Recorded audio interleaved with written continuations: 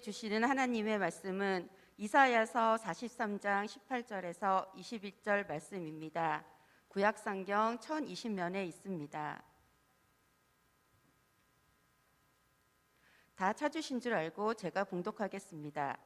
너희는 이전 일을 기억하지 말며 옛날 일을 생각하지 말라. 보라, 내가 새 일을 행하리니 이제 나타낼 것이라. 너희가 그것을 알지 못하겠느냐? 반드시 내가 광야의 길을 사막의 강을 내리니 장차 들짐승 곧 승냥이와 타조도 나를 존경할 것은 내가 광야의 물을 사막의 강들을 내어 내 백성 내가 택한 자에게 마시게 할 것임이라. 이 백성은 내가 나를 위하여 지었나니 나를 찬송하게 함이니라. 아멘.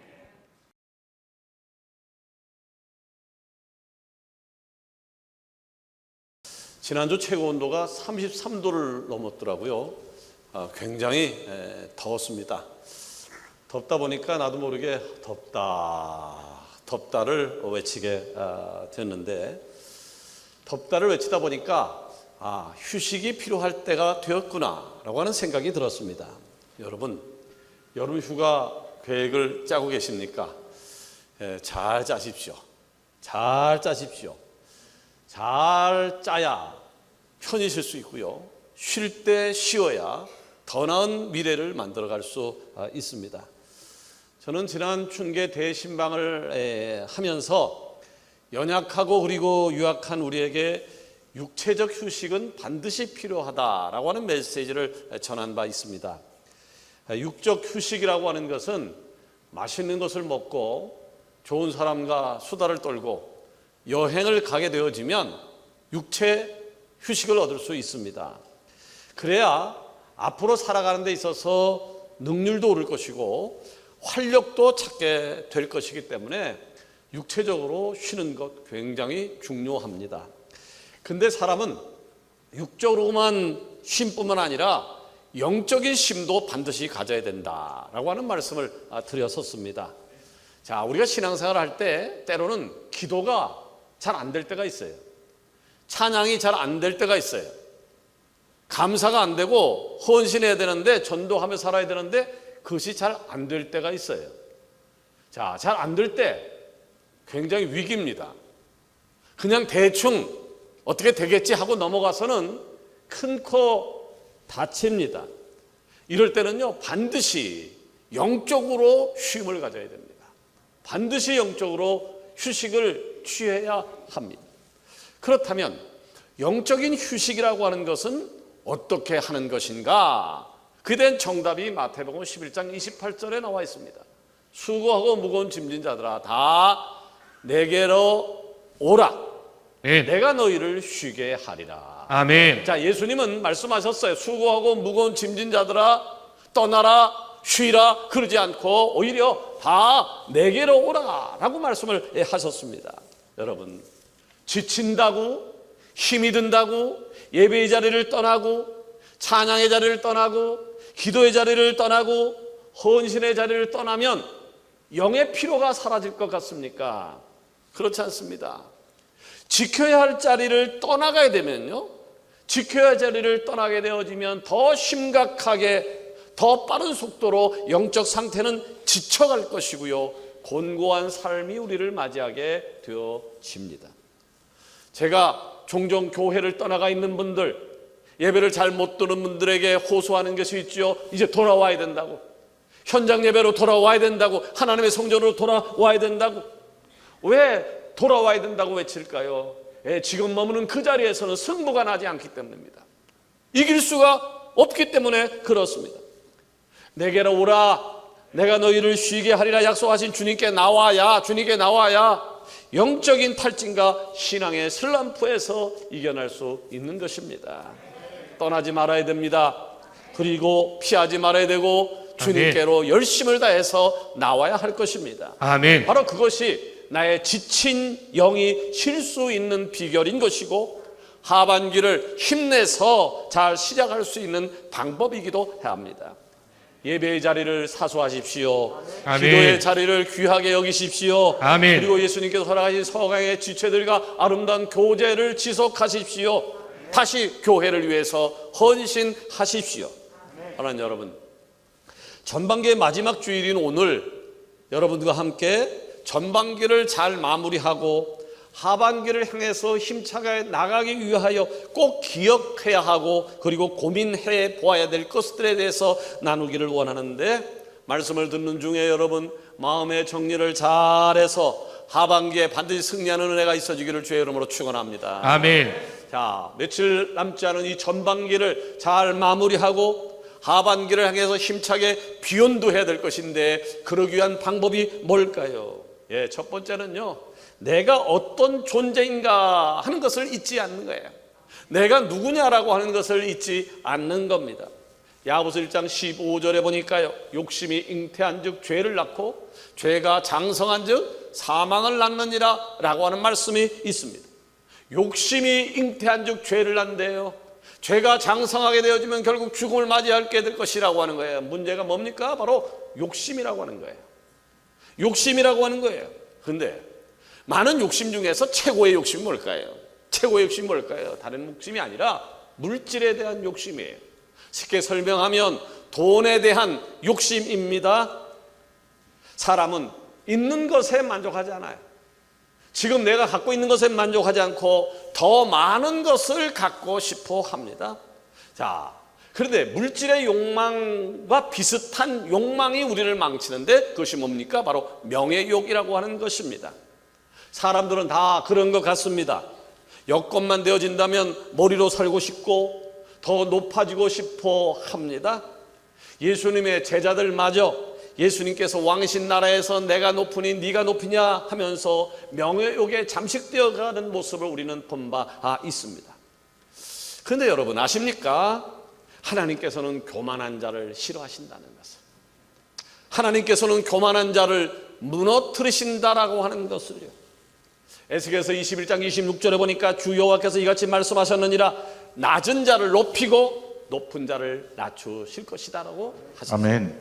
공생애 중에 예수님도 이와 비슷한 말씀을 하신 바 있습니다. 누가복음 14장 11절에 보니까요, 무릇 자기를 높이는 자는 낮아지고 자기를 낮추는 자는 높아지리라. 아멘. 여러분, 교만한 마음이 가득하게 되어지면 그 마음에 겸손이라고 하는 것을 찾을 수가 없습니다. 물론 막상 나의 욕심이라고 하는 것이 나를 성장시키는 것처럼 보일 수 있습니다. 뭔가 갖고자 하는 욕심이 나를 움직이게 되어지는 것이고, 그 욕심 때문에 노력을 했으니까 어느 정도는 열매를 거둘 수 있게 될 것입니다. 그러나 그 욕심은 만족으로 결코 연결되지 못합니다. 결국 욕심의 노예가 되어서 나의 일생을 불행으로 엮어갈 것입니다. 하나님 여러분, 그러기에 내 마음속에 있는 교만한 것이 있다고 하면 버리는 은혜가 있기를 원합니다. 아멘. 하나님께서는 다시 한번 강조합니다만 교만한 자를 싫어하십니다. 교만한 자를 사용하지 않습니다. 자, 오늘 읽은 본문에 보면 우리가 어떤 존재인지, 그리고 어떻게 하면 가장 가치 있는, 의미 있는 인생을 살 수 있는지를 분명하게 언급하고 있는데요, 21절 말씀 보세요. 이 백성은 내가 나를 위하여 지었나니 나를 찬송하게 하려 함이니라. 아멘. 여러분, 우리가 어떤 존재라고요? 어떤 모습으로 이 땅에 태어났다고요? 바로 하나님의 영광을 위하여, 하나님의 이름을 위하여 지음을 받은 존재라고 하는 것입니다. 아멘. 곧 이 말은 나는 이 땅에 사는 데 있어서 주인공이 아니다라고 말해요. 나는 주인공이 아니다라고 합니다. 그럼 나는 어떤 존재입니까? 나는 주인공을 돕는 조연이에요. 나는 주인공을 돕는 조연이에요. 엑스트라예요. 만약 조연이 능력도 안 되면서 실력도 안 되면서 주인공의 자리를 탐낸다면 어떻게 될까요? 엑스트라로 예약된 사람이 갑자기 주연의 일을 한다고 뛰쳐나가면 어떻게 될 것 같습니까? 잘립니다. 여지없이 잘립니다. 있는 자리까지 빼앗길 수밖에 없습니다. 여러분, 한 해의 절반의 지점에 선 지금 전반기 지난 6개월을 돌아보자고요. 나는 하나님의 영광을 나타내는 조연으로서 전반기를 살았는지, 아니면 내 욕심으로 전반기를 주인공으로 살려고 하지는 않았는지. 여러분, 우리는 기억해야 됩니다. 나는 하나님을 찬양하는 존재로 만든 바 되었느냐. 하나님을 찬양하는 존재로 이 땅에 살아가야 된다는 것을, 하나님을 찬양하며 그분께 기쁘게 해드리는 것이 바로 나의 자리, 우리의 자리라고 하는 것입니다. 자, 그렇다면 하나님의 영광을 위해 또 하나님을 기쁘게 해드리기 위해서 우리가 해야 될 일은 어떤 것들이 있을까요? 다른 것이 아니에요. 성도의 자리를 잘 지키는 거예요. 아멘. 찬양의 자리, 기도의 자리, 헌신 자리, 봉사의 자리에서 주인공 되신 하나님의 조연으로 하나님의 영광을 나타내는 자리가 바로 내가 있어야 할 자리인 겁니다. 아멘. 두 번째로, 전반기를 잘 마무리하고 하반기를 향해서 힘차게 귀원도할 수 있는 비결은 뭘까요? 떠나보낼 것을 떠나보내야 돼요. 아멘. 아멘. 떠나보낼 것을 떠나보내야 돼요. 아멘. 오늘날 미국에서 가장 대중적인 목사로 평가받고 있는 레이크우드 교회의 조엘 오스틴 목사가 쓴 책이 있는데 그 책 이름이 잘 되는 나. 그 잘 되는 나에서 이런 회상을 하고 있습니다. 자, 오래전에 입구가 이중문으로 된 정부 건물에 들어간 적이 있었습니다. 두 문 사이의 거리가 약 4m 조금 넘는 자동문이었습니다. 근데 이 두 문은 특이한 작동법을 가지고 있었습니다. 보안상 이유인지는 모르지만 첫 번째 문이 완전히 닫힌 후에야 그 다음 문이 열리는 것입니다. 누군가 첫 번째 문틈에 서 있어서 첫 번째 문이 닫히지 않게 되어지면 두 번째 문은 절대 열리지 않는 것을 보았습니다. 저는 여기서 큰 깨달음을 얻었습니다. 우리의 인생도 비슷하다라고 하는 것을. 첫 번째 문이 닫히지 않는 이상 그 다음 문은 결코 열리지 않는다는 것을요. 여러분, 혹시 과거의 기억이 여러분에게 어떻게 남아 있습니까? 10년 전, 20년, 30년 전 그 어떤 기억이 여러분을 지배하고 있습니까? 그 기억 중에는요, 좋은 기억도 있을 거예요. 오래오래 회상하면 회상할수록 기분 좋은 기억도 있을 것이지만 생각하면 생각할수록 기분 나쁜 아픈 기억도 있을 것입니다. 자, 좋은 기억은 분명히 추억이 되어서 오늘을 살아가는 데 있어서 소소한 활력소가 될 것입니다. 그러나 나쁜 기억이라고 하는 것은 트라우마가 되어서 그 길을 기억하는 모든 순간 지긋지긋하게 나를 괴롭힙니다. 아프게 합니다. 힘들게 합니다. 여러분, 좋든 싫든 우리는 과거를 살아왔습니다. 그리고 내가 살아온 과거는 나의 역사이고 지금의 나를 있게 만들어준 시간이기도 합니다. 그러나 행복했던 과거를 떠올리면서 오늘 나의 삶은 불행하다고 느끼거나 불행했던 과거의 트라우마로 인해서 행복한 오늘마저 이 행복이 언제 깨질지 걱정하고 살아간다면 과거는 우리에게 독이 될 것입니다. 본문에 등장하는 이스라엘 백성들이 그러했습니다. 앞으로 나가야 되는데 과거에 매여서 앞으로 나가질 못하고 있었습니다. 바벨론이라고 하는 초강대국에 의해서 이스라엘 백성들의 포로가 되었습니다. 운이 좋게 포로로 잡혀가지 않았어도 자신들이 그토록 멸시하고 불결하게 여겼던 이방 나라의 눈치를 보면서 겨우겨우 연명하는 삶을 살아야 했습니다. 이에 과거에 찬란했던 이스라엘 우리 선조들을 떠올리면서 왜 선민인 우리에게 이런 일이 일어나는 거냐며 하나님을 원망하거나 자신의 삶을 비관하는 것들이 저들이 할 수 있는 전부였습니다.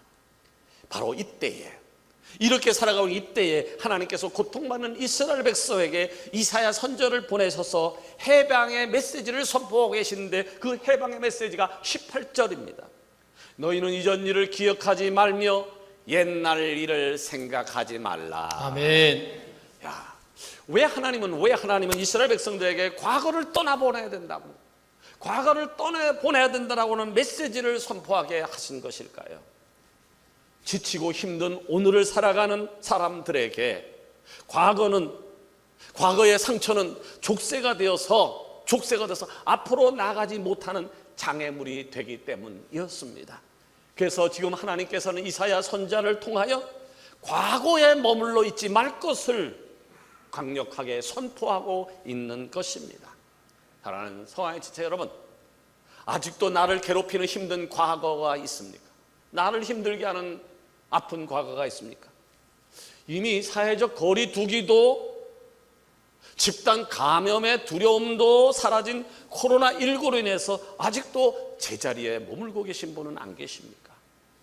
이제는 내가 살기 위하여, 우리 가정이 살기 위해서, 미래를 개척하기 위해서는요, 떠나보내야 됩니다. 아멘. 버려야 될 것입니다. 아멘. 그것이 나를 하반기를 향한 힘찬 발걸음을 내게 할 줄로 믿습니다. 아멘. 세 번째로, 전반기를 잘 마무리하고 힘차게 하반기를 비온도해야 될 것인데 어떻게 해야 될까요? 하나님께서 행하실 새 일을 기대하는 거예요. 아멘. 하나님께서 행하실 새 일을 기대하는 거예요. 자, 이사야 선지를 통한 외침이 있습니다. 이사야 선지를 통한 하나님의 외침이 19절에 나와 있어요. 보라, 내가 새 일을 행하리니 이제 나타낼 것이라. 너희가 이것을 알지 못하겠느냐? 반드시 내가 광야의 길을, 사막의 강을 내리니. 아멘. 아멘. 여러분, 말이 되는 얘기인가요? 광야에 길을 낸대요. 광야에 어떻게 길을 냅니까? 제가 성지순례 가가지고 사막을 걸어본 적이 있어요. 거기에 길을 낸다고요? 거기에 길을 낼 수 있다고요? 그런데 지금 이사야 선지자를 통해서 하나님 들린 말씀이에요. 사막에 길을 내겠다는 거예요. 뿐만 아니라 사막에 오아시스만 해도 엄청날 것인데 사막에 강을 낼 것이라고 합니다. 말이 안 되는 소리지요. 뭔가 가능성이 있는 메시지를 들어야 힘이 날 것인데, 그럼에도 불구하고 하나님은 이사야 선지를 통해서 내가 그 일을 행하겠다고 선포하고 있는 겁니다. 아멘. 여러분, 하나님은 시건치 않습니다. 아멘. 하나님의 말씀은 그대로 이행되어진 줄 기억하시기를 바랍니다. 아멘. 매년에 신앙생활하면서 하나님 여러분에게 주신 말씀이 있을 거예요. 매년에 송구영신 예배 때 하나님께 여러분에게 주신 말씀이 있을 거예요. 기도하다가 하나님의 음성을 들은 분이 있을 거예요. 성경을 읽다가 아니면 설교를 듣다 하나님의 음성을 들은 분이 있을 거예요. 아멘. 여러분, 그 말씀을 믿으시기를 바랍니다. 아멘. 그 말씀을 의지하시기를 바랍니다. 아멘. 자, 이사야를 통해서 들렸던 하나님의 음성이 성취되기를 시작을 했습니다. 바사왕 고레스가 등장합니다. 바사왕 고레스가 등장해서 감히 그 누구도 넘볼 수 없었던 바벨론 제국을 무너뜨립니다. 이해할 수 없는 일이었습니다. 감히 상상도 할 수 없는 일이 바사왕 고레스를 통해서 바벨론을 무너뜨립니다. 그걸로 끝나지 않았습니다. 바벨론의 포로로 잡혀있던 이스라엘 백성들에게 이제는 고국으로 돌아가도 좋다라고 하는 칙령을 내립니다. 칙령을 내릴 뿐만 아니라 고국에 들어가서 성전을 짓게 허락하고, 성전을 지을 뿐만 아니라 성전을 쓰는 재료까지 다 제공해 주겠다라고 하는 것이었습니다. 재미있는 것은 고레스는 이방인입니다. 고레스는 하나님을 믿는 사람이 아니었는데 이 고레스를 통하여 이런 놀라운 일을 진행하신 겁니다. 이 말씀을 준비하다 보니까 예전 일이 생각났습니다. 오래전 얘기입니다. 1988년도 올림픽이 일어나던 해에 우리 교회는 대조동 지하 37평에 있었습니다. 지하, 비만 오게 되어지면 바가지로 물을 퍼야 됐고 냄새는 많이 났고 그 어려운 환경 속에서 우리가 예배드렸습니다. 대표 기도를 하면 대표 기도하는 사람마다 기도하는 것이 같았어요. 하나님 올라가게 해주세요. 올라가게 해주세요. 야, 어디로 올라가? 높은 곳으로 올라가는 게 아니라 지하를 벗어나게 해달라고, 지하를 벗어나게 우리 기도 제목이었습니다. 우리 교회 1년 예산이 1,700만 원이었습니다. 우리 교회 총 예산 1,700만 원. 그 1,700만 원 가지고 무엇을 어떻게 할 수 있을까요? 올라가기로 결심을 했어요. 그래서 부지런히 교회 자리를 알아봤는데, 자, 대조동 시장 있어요. 대조동 시장에 카도머리에 지금 1층에 약국이 있고 뭐 그렇지만 지하가 35평, 4층 건물이었는데 지상 4층이 25평인 것이 5,500만 원. 우리 교회 1년 예산 1,700만 원 가지고 그리 큰 건물을 세를 낼 수는 없었어요. 그럼에도 불구하고 일을 저질렀습니다. 계약금 500만 원. 네, 언제 날짜를 맞춰서 잔금을 주기로 했다. 잔금을 주기로 약속했지만 그 잔금을 구할 수 있는 길은 그야말로 요원했습니다. 불가능할 것 같습니다. 하루하루 기도하면서 그 돈을 어떻게 할 것인가 라고 하는 궁리를 하고 있던 차에 입주가 얼마 안 남았어요. 잔금 날짜가 얼마 안 남았어요. 근데 오늘 전화가 왔어요. 제가 전도사 때입니다. 그 서강교회 이상대 전도사님입니까? 그래서 내가 그렇다고 그랬더니 내가 그 건물 건축주인데 잠깐 만났으면 좋겠다고. 무슨 일이 있습니까? 잠깐 만나서 할 얘기가 있다고. 무슨 일인가? 여기 연신내 가게 되어지면 제1다방이 있습니다. 지금은 없어졌습니다만 제1은행 지하에 제1다방이 있는데 거기서 만나서 갔더니 대뜸 저한테 500만 원을 내놓는 거예요. 그래서 내가 이게 뭡니까? 응? 이게 뭡니까? 라고 얘기했더니 전사님이 우리 건물 계약하셨잖아요. 그 계약금을 돌려드리는 겁니다. 계약금을 돌려드리면 어떻게 해요? 나 거기 들어가야 되는데 돈도 없으면서 거기 들어가야 되는데 라고 했더니 이분이 이런 얘기를 합니다.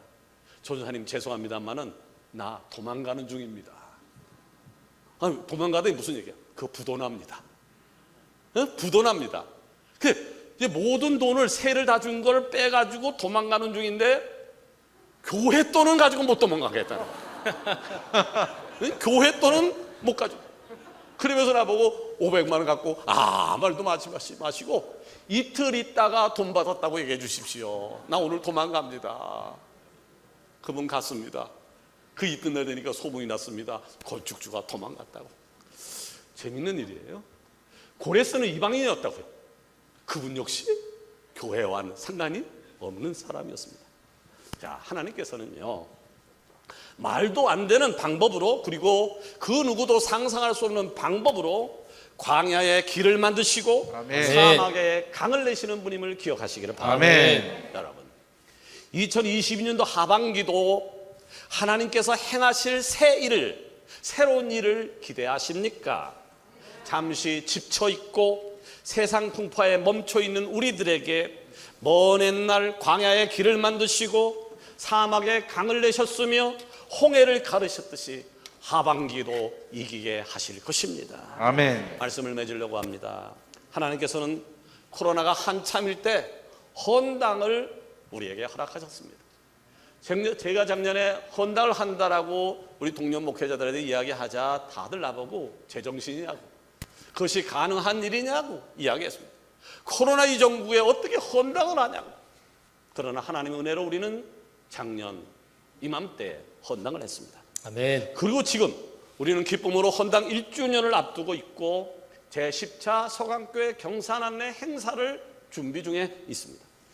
자, 우리는 그랬어요. 많은 순간 하나님이 많은 것을 주셨지만 그럼에도 불구하고는 하나님 앞에 너무 많이 소홀했고, 그리고 때로는 하나님 앞에 불평했지만 그럼에도 불구하고 하나님은 쉬지 않고 우리를 위하여 일하셨습니다. 아멘. 아멘. 바라기는 하나님께서 새 일, 새로운 일을 행하심을 믿고 우리에게 허락하신 하반기로 행복한 여정을 떠나는 하나님 성화의 지체가 되어지기를 주의 이름으로 축원합니다. 아멘. 아멘. 기도하십시다.